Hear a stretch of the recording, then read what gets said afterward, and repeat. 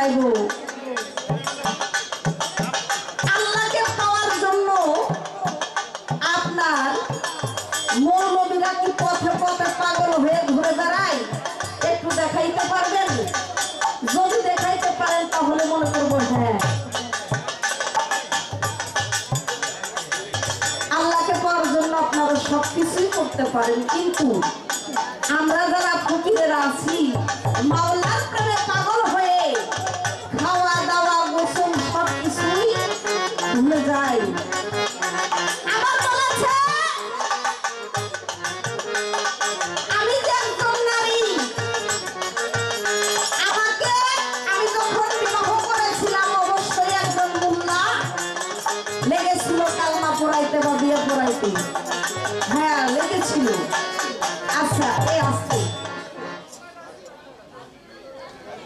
আচ্ছা দরদির আপনাদের কাছে আমার একটা প্রশ্ন।